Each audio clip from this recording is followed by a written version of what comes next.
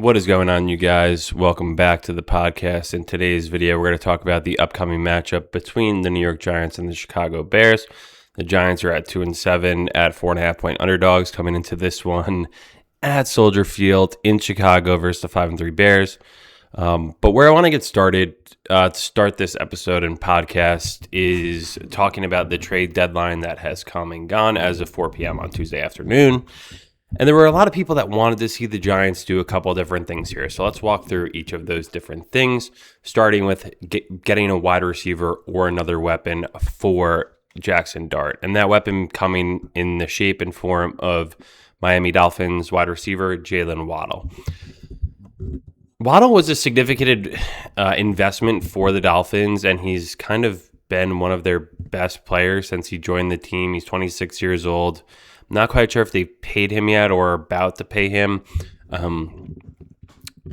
what they wanted for him was a pretty, substantial offer. And he's someone that the Dolphins didn't necessarily have to get rid of if they're blowing it up for all, intents and purposes. And with that said, I don't think the Giants should have given up like a first. Joe Shane probably thought that as well, and which is why they ultimately didn't.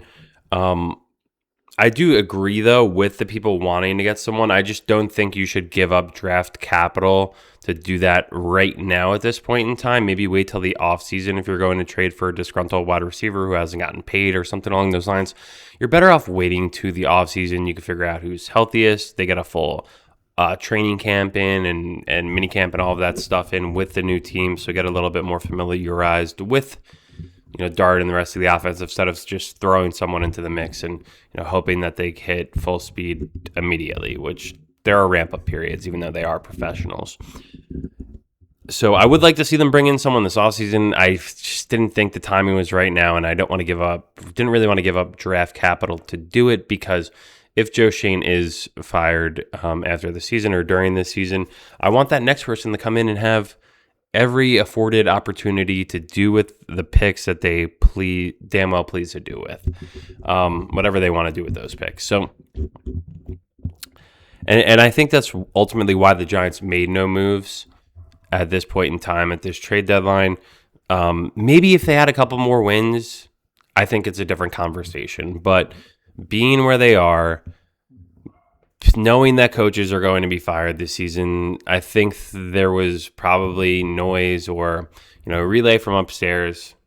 We're not going to do anything unless we could get a really good deal, which why would teams give up on a 26-year-old, pretty substantial player on your team, I guess, unless you're the Cowboys. But that brings me to my next point about trading some of the assets the Giants have and getting some guys out the door that the Giants used some pretty heavy picks on. A couple of years ago, they drafted Evan Neal, top 10, who has not panned out. I think last weekend was the first weekend he suited up for a game this season, so pretty much unplayable. And the other person on the flip side of things was a guy that the Giants traded up for in Jalen Hyatt, who has not lived up to his billings of a Biletnikoff winner, who the Giants traded up and gave up a little bit of capital to move up and get him in the third round of the draft that he was in. So with that, I don't understand why all these other Giants content creators think that Joe Schoen failed to move them in any regard. They have no value.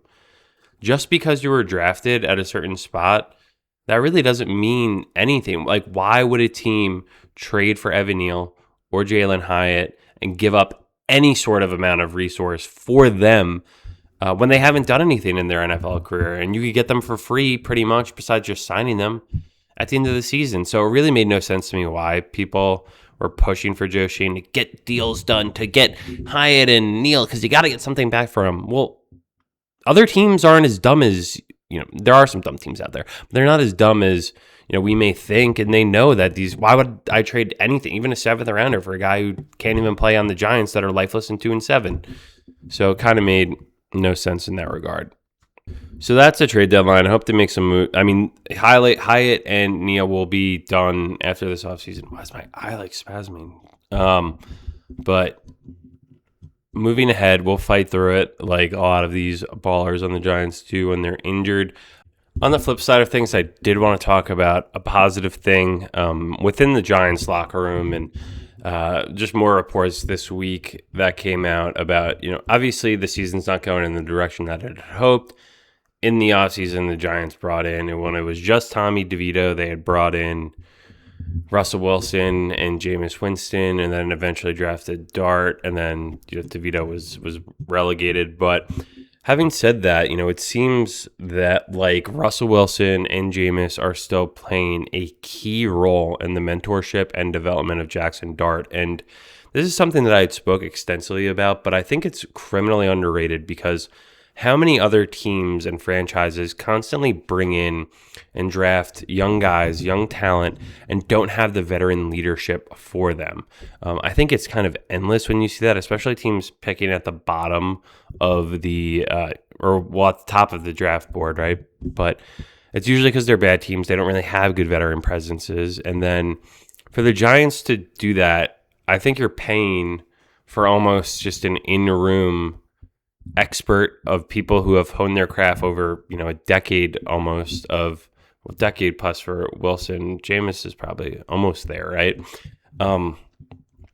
So just giving them that extra confidence to show them on a week-to-week basis how you prepare, how you break down defenses, I think it's invaluable. So I'm glad that the Giants did this.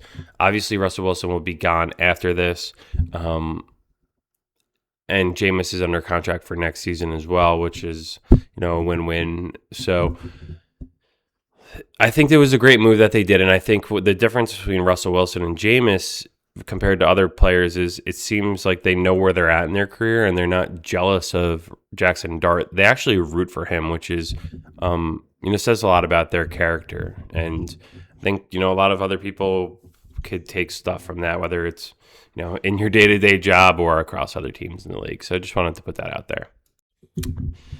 So moving ahead to this matchup versus the Bears, this is where this game is going to be very interesting. And this is where the Bears definitely have an advantage here, like pretty much every other game that we've seen. And if you watch my videos, this is probably the time that you hear me talk about the same thing week in and week out. But it is the Giants' rush defense that is at the bottom of the league, at not being able to stop the run, and then you're on the other side, you're meeting a top rushing offense, which I really didn't know that they were that good at rushing until I kind of looked at the team overall stats. So just to add some transparency to that, the Chicago Bears are second in rushing yards per game with 144.5, only second to the Buffalo Bills.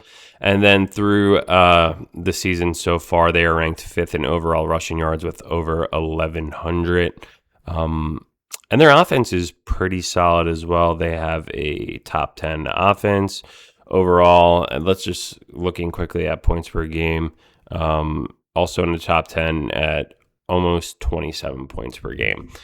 So, and obviously I think a lot of that could be skewed by what was the game recently versus the Bengals where they won 47-42. They lost to the Ravens the week before that, but this is a Bears team that, is hungry. They've had some changes. They've had some new coaches come along.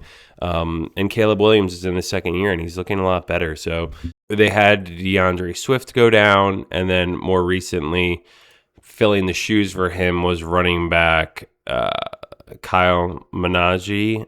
I think I'll probably understand how to say his name better once, they do get him really brought up to speed, or once we watch the game. But there's a number of weapons in this offense: Rome Odunze, DJ Moore, Colston Loveland, who is their tight end that they took in the first round over Tyler Warren, Luther Burden, Cole Kmet. So this is a team that does have options on offense. I don't think any of those guys are really banged up either right now. I do know that, well, besides DeAndre Swift, who missed last week, probably questionable going into this one, DJ Moore as well. So the Giants are going to have their work cut out for them.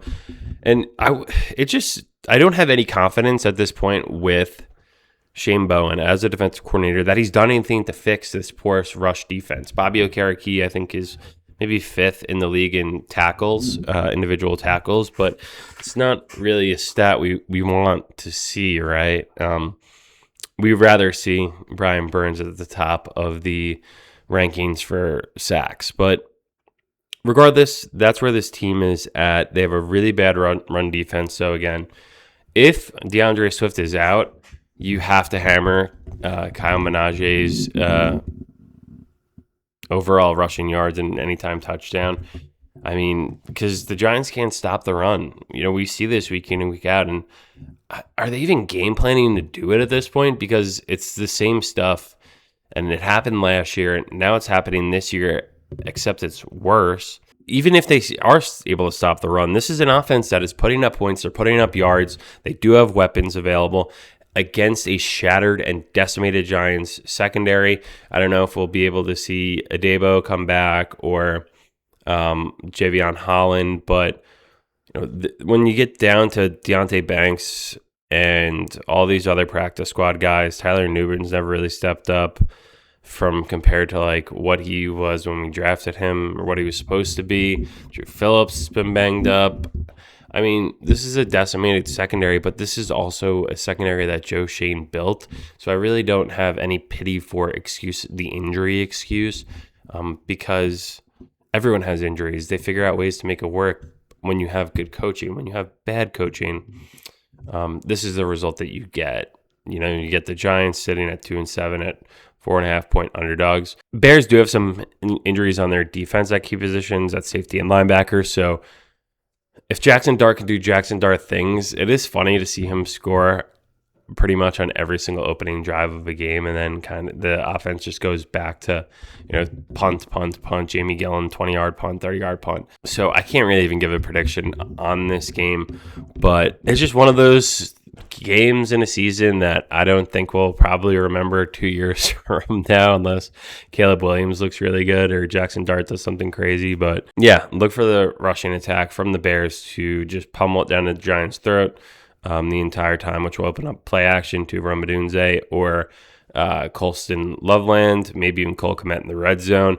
But that's how I envision this game going. And let me know what you guys think, how the Giants are going to fare versus the Bears this Sunday afternoon. Any props that you like? Not that I'm encouraging gambling because it's rammed down our throat 24/7, but it does make the game a little bit more fun, or just a couple bucks here or there. You got to be smart with it and make the game a little bit more interesting, because outside of number 6, there's really not a whole lot of reasons to watch. Anyway, thank you guys for watching. Really appreciate if you do watch these videos, if you drop a like, really appreciate you. Thanks for watching.